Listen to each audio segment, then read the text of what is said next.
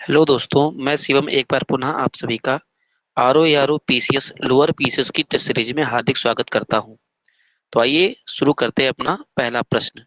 पहला प्रश्न है, संस्था और उसके स्थापना वर्ष की गलत जोड़ी का चयन करें। पहला दिया है भारतीय प्रबंधन संस्थान। पहली बात तो यह है कहाँ पर, लखनऊ में। और इसकी स्थापना कब हुई थी? 1984 में हुई थी। ध्यान रखिएगा, भारतीय मृदा प्रबंधन संस्थान, भारतीय मृदा प्रबंधन संस्थान भोपाल में स्थित है। केंद्रीय औषधि अनुसंधान संस्थान लखनऊ में है। इसकी स्थापना 1951 में हुई थी। बिल्कुल ठीक है। केंद्रीय विष संस्थान, औषधि के साथ विष दे दे तो भी वो संस्थान कहाँ पर होगा? लखनऊ में होगा। राष्ट्रीय कैंसर निवारण एवं अनुसंधान संस्थान नोएडा में 1981 में स्थापित हुआ था। हालांकि इसकी डेट कहीं कहीं पर 1979 भी दी गई है। ठीक है ना। और ध्यान देना, राष्ट्रीय कैंसर अधिनियम 1971 में आया था। राष्ट्रीय कैंसर अधिनियम जो आया था हमारा, वो 1971 में आपका आया था। भारतीय प्रौद्योगिकी संस्थान कानपुर की स्थापना 1960 में, ये नहीं। कानपुर की स्थापना, आईआईटी कानपुर की स्थापना हमारा कब हुई थी? 1959 में।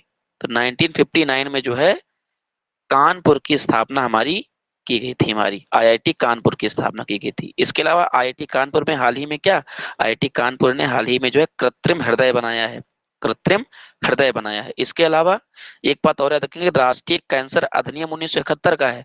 और राष्ट्रीय कैंसर जागरूकता दिवस, राष्ट्रीय कैंसर जागरूकता दिवस 7 नवंबर को मनाया जाता है। इसके अलावा विश्व कैंसर रोकथाम दिवस 4 फरवरी को मनाया जाता है। ठीक है ना। कैंसर को ओंकोलॉजी भी कहा जाता है। कैंसर का अध्ययन ओंकोलॉजी कहलाता है। और कैंसर के उपचार में जो है किसका उपयोग किया जाता है? तो कैंसर के उपचार में एक होता है थायराइड कैंसर, उसके उपचार में आयोडीन 131 का उपयोग किया जाता है। और एक अक्रिय गैस है या नोबेल गैस है, इसका नाम है रेडॉन। रेडॉन का इस्तेमाल भी जो है कैंसर के उपचार में किया जाता है। जब जो है आपका कोशिका विभाजन की प्रक्रिया तेजी से बढ़ जाती है तो गांठ बन जाती है, वही ट्यूमर बनता है। और ट्यूमर का पुराना रूप हमारा क्या कहलाता है? कैंसर कहलाता है हमारा। ठीक है ना। तो एक बात याद रखना। इसके अलावा याद रखिएगा, भारत की सबसे पहली आईआईटी आजादी से पहले वो स्थापित हुई थी, रुड़की आईआईटी, 1847 में डलहौजी के काल में। और रुड़की आईआईटी का नाम 1854 में बदल करके थॉम्पसन कॉलेज कर दिया गया था। आजादी के बाद भारत की पहली आईआईटी कहाँ स्थापित हुई थी? तो खड़गपुर पश्चिम बंगाल में स्थापित हुई थी 1951 में। खड़गपुर पश्चिम बंगाल में 1951 में स्थापित हुई थी हमारा। तो वो भी एक बात आपको याद रखना है। ठीक है। नेक्स्ट क्वेश्चन की तरफ बढ़ते हैं। उसका करेक्ट गलत आंसर हो जाएगा डी वाला। अगला क्वेश्चन, दिए गए पल्लव शासकों के नाम और उनको शासन काल के अनुसार जो है व्यवस्थित करना कि कौन सा कब स्थापित हुआ था हमारा। देखिए, ये कुछ पल्लव राजा दिए गए हैं, तो ध्यान रखिएगा। अगर पल्लव राजाओं की बात करी जाए तो सबसे पहले पल्लव वंश की स्थापना सिंह विष्णु ने की थी। विष्णु के पश्चात गद्दी पर बैठा था महेंद्र वर्मन। महेंद्र वर्मन के पश्चात गद्दी पर बैठा था नरसिंह वर्मन प्रथम। फिर आए थे महेंद्र वर्मन द्वितीय। और फिर आए थे परमेश्वर वर्मन प्रथम। और इसके पश्चात आए थे नरसिंह वर्मन द्वितीय। फिर आए थे परमेश्वर वर्मन द्वितीय। फिर बीच में आए थे हमारे नंदी वर्मन। और अंत में आए थे आपके नृप तुंग वर्मन और अपराजित वर्मन। तो अंतिम राजा थे अपराजित वर्मन। तो सिंह विष्णु, महेंद्र वर्मन प्रथम, नरसिंह वर्मन प्रथम, महेंद्र वर्मन सेकंड, परमेश्वर वर्मन प्रथम, नरसिंह वर्मन द्वितीय। फिर आए थे हमारे नंदी वर्मन द्वितीय, मतलब नंदी वर्मन आए थे। और फिर नृपतुंग वर्मन और अंतिम आए थे अपराजित वर्मन। तो इसके अकॉर्डिंग लगाते हैं भाई। तो पहले सिंह विष्णु तो इसमें मिला नहीं। सिंह विष्णु का महेंद्र वर्मन प्रथम आए थे, तो 4 पहले आएगा, मतलब तीसरा नहीं होगा, चौथा नहीं होगा। और महेंद्र वर्मन के पश्चात नरसिंह वर्मन प्रथम गद्दी पर आए थे, तो 4 2 और फिर हो जाएगा 1 परमेश्वर वर्मन प्रथम। और फिर आते नंदी वर्मन सेकंड। और अंतिम राजा कौन थे हमारे? अपराजित वर्मन। उनके पहले कौन आया था? नृप तुंग वर्मन आए थे।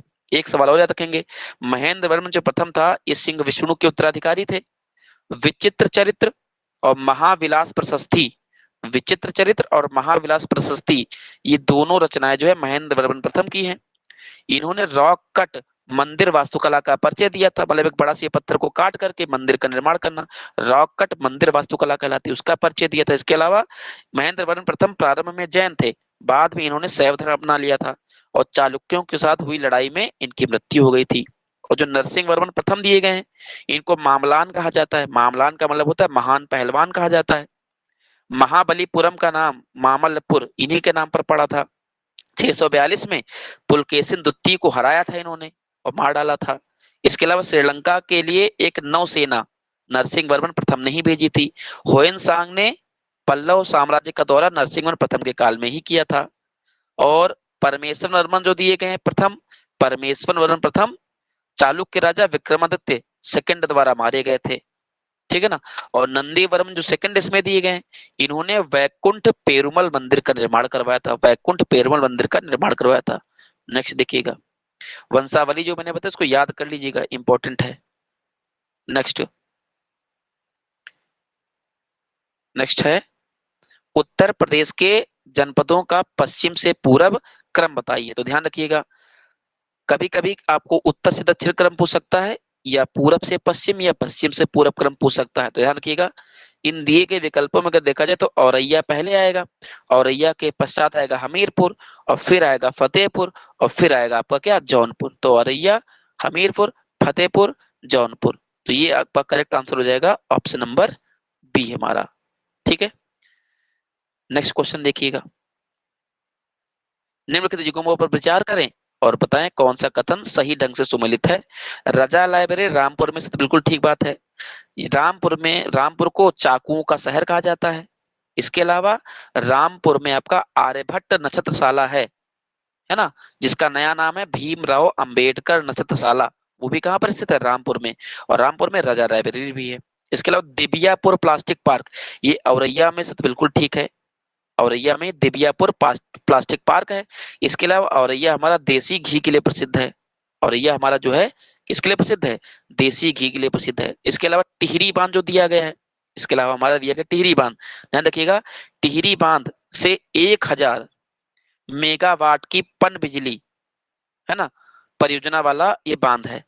और टिहरी बांध आपका स्थित कहाँ पर है, उत्तराखंड के टिहरी जिले में स्थित है, उत्तराखंड के टिहरी जिले में स्थित है, भाभी नदी पर। भाभी मतलब भागीरथी और भी से भिलंगना, तो भागीरथी और भिलंगना नदी के संगम पर टिहरी बांध बना है। ऊंचाई कितनी है, 260 मीटर है हमारा, 260.5 मीटर है हमारा, 575 मीटर ये लंबा है हमारा, और 20 मीटर ये चौड़ा है हमारा। इसके अलावा इसका परिचालन कब शुरू किया गया था, 2006 में इसको शुरू कर दिया गया था। और टिहरी बांध को स्थापित किस देश के सहयोग से किया गया था, सोवियत संघ रूस के सहयोग से किया गया था। इसके अलावा 1000 मेगावाट तक की बिजली भी पैदा कर सकता है ये वाला बांध। इसके अलावा याद रखेंगे, भागीरथी नदी पर 3 बांध और बने हैं, मनेरी बांध, जोशियारी बांध, एक बना है हमारा क्या, एक बना है मनेरी बांध, और एक बना है हमारा जोशियारी बांध, और एक बना है हमारा कोटेश्वर बांध। तो मनेरी मनेरी बांध, जोशियारी बांध, जोशियारी बांध, और आपका बना हुआ है कोटेश्वर बांध। ये सब आपके कहाँ बने हैं, ये सब आपके बने हैं भागीरथी नदी पर। तो इस प्रकार से इसका करेक्ट आंसर हो जाएगा 1 और 2 3, तीनों सुमेलित है हमारा। नेक्स्ट क्वेश्चन, अब ये घटनाएं दी गई, इनको कालानुक्रम से लगाना है, ध्यान रखिएगा। देशी रियासतों से संबंधों को सुधारने के लिए ब्रिटिश गवर्नमेंट द्वारा 1927 में गठित की गई थी बटलर कमेटी। दूसरा, आचार्य महावीर प्रसाद द्विवेदी, जो हमारे आचार्य महावीर प्रसाद द्विवेदी हैं, इनका जन्म पहली बात तो हुआ कहां पर था, तो इनका जन्म हुआ था हमारा राय बरेली में। इनका जन्म कहां पर होता हमारा, रायबरेली में। और इनका जन्म हुआ कब था, 1864 में। नौजवान सभा ये 1926 में पंजाब में बनाई गई थी, पंजाब में बनाई गई थी, 3 लोगों ने मिलकर के स्थापना की थी इसकी। कौन कौन थे हमारे, तो एक का नाम था हमारा भगत सिंह, एक का नाम था हमारा क्या, भगत सिंह, एक थे हमारे यशपाल, और एक थे हमारे क्या, 26 लाल। तो पंजाब में 1926 में, वो भी कौन सा 1926, मार्च 1926, मार्च 1926 में नौजवान सभा की स्थापना हुई थी। किसने किसने किया था, भगत सिंह, 26 लाल, और कौन शामिल थे, यशपाल शामिल थे हमारे। तो ये 1926 की घटना है। और नागपुर झंडा सत्याग्रह, कांग्रेस के झंडा प्रयोग करने पर रोक लगाई थी अंग्रेजों ने 1923 में, इस वजह से हुआ था नागपुर झंडा सत्याग्रह। तो इस अकॉर्डिंग देखा जाए तो सबसे पहले दूसरी नंबर की घटना आनी चाहिए, तो दूसरे के पश्चात आपका आ जाएगा क्या, चौथा नंबर, और फिर आ जाएगा आपका कौन सा, तीसरा नंबर, फिर आ जाएगा पहला नंबर। तो 2 4 3 1 ऑप्शन नंबर सी इसका करेक्ट हो जाएगा। नेक्स्ट क्वेश्चन की तरफ बढ़ते हैं। भारत के राष्ट्रपति के चुनाव के बारे में कौन से कथन सही हैं? प्रत्येक एमएलए के वोट का मूल्य अलग अलग राज्य में अलग अलग होता है। लोकसभा के सदस्यों के वोट का मूल्य राज्यसभा के सदस्यों के वोट के मूल्य से अधिक होता है, तो ये हो गया गलत, ध्यान रखिएगा। प्रत्येक एमएलए का वोट मूल्य अलग अलग राज्य में अलग अलग होता है। क्या ऐसा क्यों, ये बात सही है, क्यों? क्योंकि हर राज्य की जनसंख्या अलग अलग होती है, जनसंख्या के अनुपात में ही एमएलए का विभाजन किया जाता है। तो जितनी ज्यादा जनसंख्या उतनी ज्यादा वहां के एमएलए का वोट मूल्य होता है। तो पहले तो ठीक है, क्योंकि जनसंख्या अलग अलग होती है इसलिए हर राज्य के एमएलए का वोट का मूल्य भी अलग अलग होता है। लेकिन यार रखिएगा, लोकसभा में भी सांसद होते हैं लेकिन ये निर्वाचित होते हैं, और राज्यसभा में भी सांसद होते हैं, ये राज्यों द्वारा भेजे जाते हैं, है ना। तो दोनों ही प्रकार के सांसदों के वोटों का मतमूल्य बराबर होता है, कम ज्यादा नहीं होता है, इसलिए इसका करेक्ट आंसर हो जाएगा केवल और केवल एक हमारा। अगला क्वेश्चन, कौन सा सही सुमेलित नहीं है?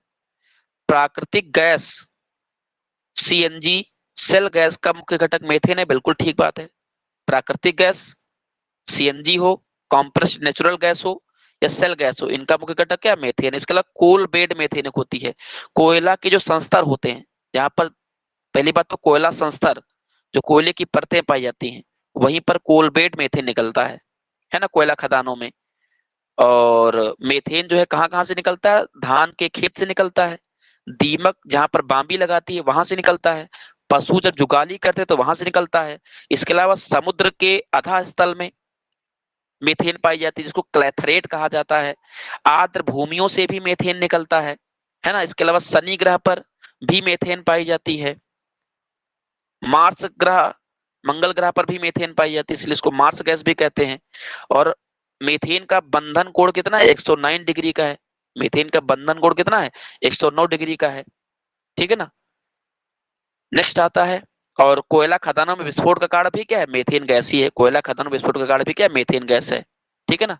तो प्राकृतिक गैस सीएनजी, सेल गैस का मुख्य घटक मीथेन मानी जाती है। इसके अलावा एलपीजी होता है, लिक्विड पेट्रोलियम गैस हमारा, है ना। एलपीजी में मुख्य घटक क्या है आपका, तो ब्यूटेन माना जाता है।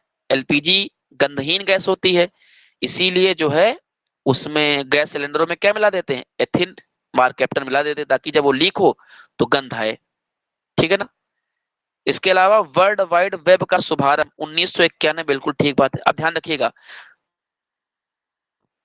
टिम बर्नर्स ली द्वारा बनाया गया था, किस साल में, 1989 में।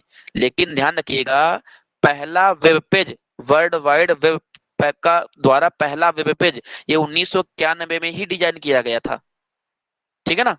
1991 में ही वर्ल्ड वाइड वेब का पहला वेब पेज डिजाइन किया गया था, और पूरे विश्व के लिए, है ना, ये खोल दिया गया था वर्ल्ड वाइड वेब। इस वजह से जो है वर्ल्ड वाइड वेब का शुभारंभ 1991 से भी माना जाता है। हालांकि कहीं पर भी अगर 1989 लिखा मिला है तो उसको सही मानेंगे, गलत नहीं मानेंगे, लेकिन पूरी तरीके से वर्ल्ड वाइड वेब का पहला वेब पेज, ये पहला वेब पेज जो है लॉन्च कब हुआ था, 1991 में ही पहला वेब पेज लॉन्च हुआ था हमारा, वर्ल्ड वाइड वेब का हमारा। तो इस वजह से जो है शुभारंभ 1991 में ही माना जाता है। तो मान लो सवाल पूछ ले ऐसे, वर्ल्ड वाइड वेब द्वारा पहला वेब पेज कब बनाया गया, 1991 में बनाया गया। दुनिया के लिए इसको उपयोग करने की अनुमति कब मिली, 1991 में मिली। दुनिया के लिए पहले उपयोग करने की अनुमति कब मिली थी, 1991 में मिली थी, ठीक है ना। टिम बर्नर्स जो ली थे हमारे, इनको क्वीन एलिजाबेथ द्वितीय ने नाइट की उपाधि 2004 में दी थी, है ना। वर्ल्ड वाइड वेब के जो संस्थापक हैं टिम बर्नर्स ली, इनका संबंध ब्रिटेन से है हमारा, ठीक है ना। तो ये बात जो है यहाँ तक आपको याद रखना है। और पहला वेबसाइट का नाम क्या था, info.cern.ch, info.cern.ch, ये पहला वेब पेज था जो लॉन्च हुआ था 1991 में। डीएनएस का फुल फॉर्म क्या होता है? डोमेन नेम सिस्टम होता है। स्पीड पोस्ट सेवा का शुभारंभ ये 1981 में नहीं होता, ये 1986 में हुआ था। 1986 में आपका हुआ था हमारा।